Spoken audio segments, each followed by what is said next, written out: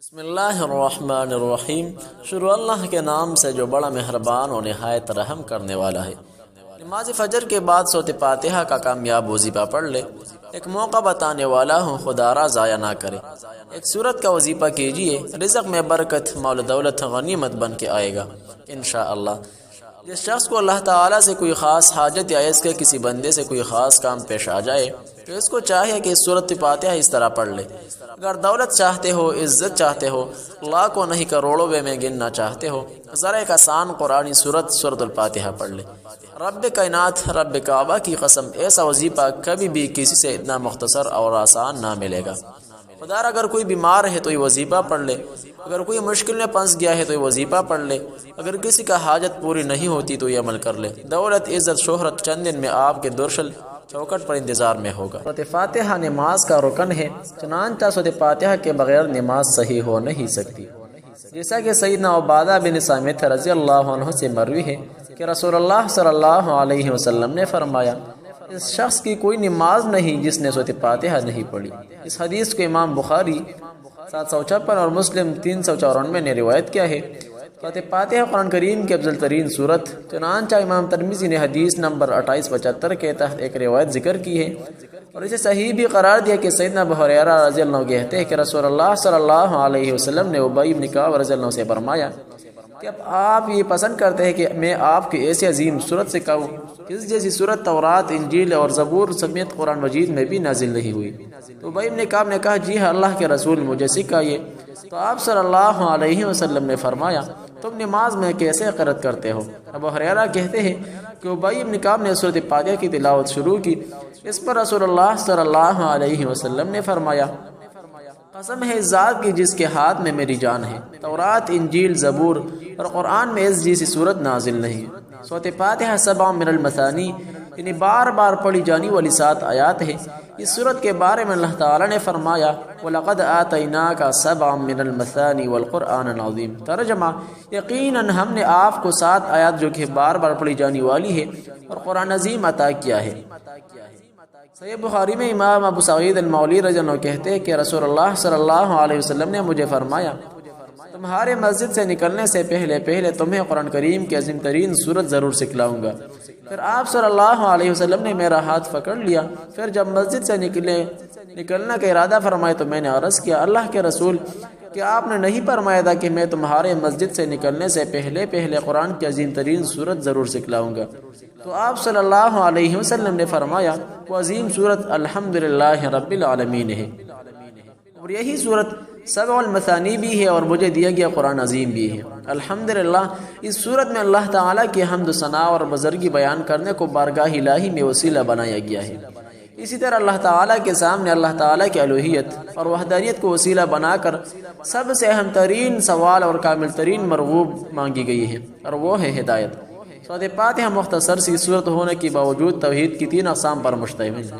توحید ربوبیت، توحید الوہیت اور توحید اسماء و صفات پر مشتمل ہے۔ جیسا کہ ابن قیم رحمہ اللہ کہتے ہیں، سورۃ فاتحہ میں قلب شفا بڑی ہی کامل انداز میں موجود ہے۔ پھر قلبی بیماریوں کا دار و مدار بنیادوں پر ہوتا ہے۔ نمبر 1، علم فاسد ہو اور دوسرا ارادہ فاسد ہو۔ ان دونوں بنیادوں پر 2 مہلک نتیجے برآمد ہوتے ہیں، گمراہی اور غضب۔ چنانچہ گمراہی فاسد علم کا نتیجہ ہوتی ہے، جبکہ غضب فاسد ارادے کا نتیجہ ہوتا ہے، اور یہی دونوں بیماریاں تمام قلبی بیماریوں کا نچوڑ ہیں۔ اور صراط مستقیم کامل جاننا گمراہی کی بیماری سے شفا ہے۔ یہی وجہ ہے کہ اللہ تعالیٰ سے ہدایت مانگنا ہر بندے پر سب سے بڑا فریضہ ہے۔ یہی فریضہ اللہ تعالیٰ نے ہر دن اور رات کی سب نمازوں میں فرض قرار دیا ہے، کیونکہ انسان کو ہدایت کے ہر معاملے میں بہت زیادہ ضرورت ہوتی ہے۔ نیز ایسی دعا کی اس دعا کا کوئی اور متبادل بھی نہیں ہے۔ نیز آیت کریمہ ایاک نعبد و ایاک نستعین کو علمی، عملی، ماحول اور معرفت ہر اعتبار سے عملی جامہ پہنانے سے قلبی اور ارادی خرابیوں سے نجات ملتی ہے۔ ہر قسم کے امراض سے شفا کے لیے لاجواب عمل۔ ابن قیم رحمہ اللہ مزید لکھتا ہے کہ مجھے طواف وغیرہ کے دوران بسا اوقات ایسا شدید درد اٹھتا کہ میں حرکت نہیں کر سکتا تھا۔ میں ایسی کیفیت میں فوری طور پر سورۃ فاتحہ پڑھ کر درد والی جگہ پر ہاتھ پھیرتا تو درد ایسا رفع ہو جاتا جیسے تھا ہی نہیں۔ میں نے اس چیز کا تجرباتی مشاہدہ کئی بار کیا ہے۔ اس طرح زمزم کا پیالہ بھر کر اس پر سورۃ فاتحہ پڑھ کر پیتا تو مجھے بہت فائدہ و توانائی حاصل ہوتی کہ کسی دوا سے اتنے نہیں ملتی تھی۔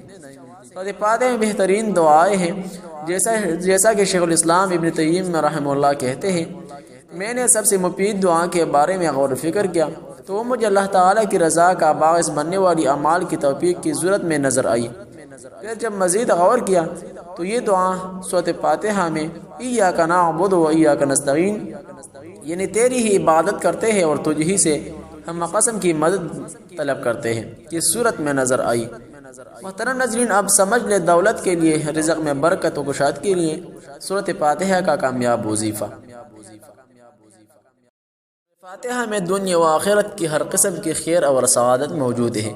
ابن قیم رحمہ اللہ کہتے ہیں، الفاتحہ الکتاب ام القرآن سبع المثانی، کامل مؤثر دوا، بہترین دم، خزان اور کامیابی کی کنجی، جسمانی طاقت کے محافظ، غم و پریشان و خدشات اور مشکلات کی تریاق سورۃ فاتحہ ہے۔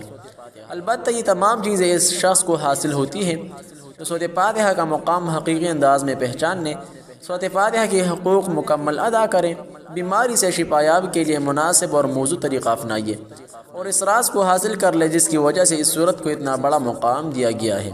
یہی وجہ ہے کہ یہ تمام چیزیں جب چند اصحاب کرام میں مکمل تھی تو بچو اور سام کے ڈسنے سے ہوئے شخص کو اصحاب کرام نے سورۃ فاتحہ سے دم کیا تو اسے فوری طور پر شفا حاصل ہو گئی۔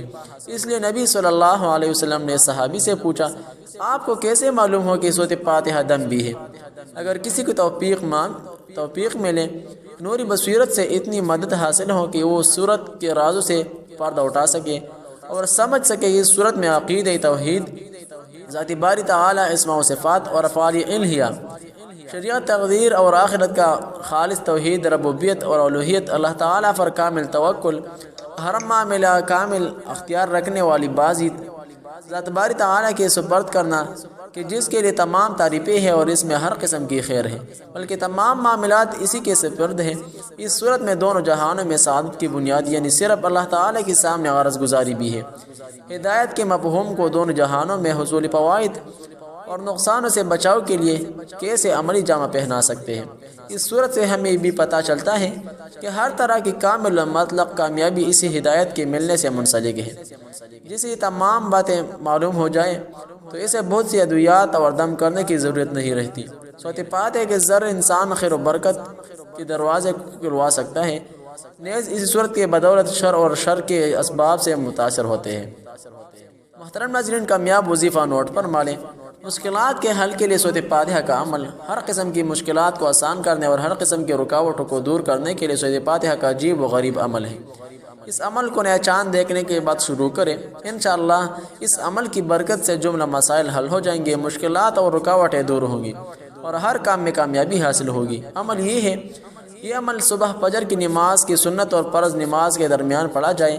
فجر کی 2 سنت پڑھ کر 11 بار درود شریف پڑھیں اور اس کے بعد بسم اللہ کی میم کو الحمدللہ کی لام سے ملا کر 3 بار اس کو پڑھیں، اس طرح بسم اللہ الرحمن الرحیم الحمدللہ رب العالمین، بسم اللہ الرحمن الرحیم الحمدللہ رب العالمین، اس کے بعد 3 بار آمین کہیں۔ اس کے بعد پوری سورت اس طرح 41 بار پڑھ کر تعداد پوری کریں، پھر 11 بار درود شریف اور اپنے مقصد کی یا مشکل کی آسانی کے لیے دعا مانگیں۔ اس کے بعد فجر کی 2 فرض پڑھیں، 41 روز کا عمل ہے۔ اس عمل کی برکت سے انشاءاللہ ہر مشکل آسان ہوگی، کوئی بندش ہوگی تو کھل جائے گی۔ یہ عمل کسی بھی حاجت اور ضرورت کے لیے پڑھا جا سکتا ہے، مثلا ملازمت کے لیے، شادی کے لیے، کاروبار میں ترقی کے لیے۔ انشاءاللہ ایسا عمل پھر کبھی بھی نہیں ملے گا۔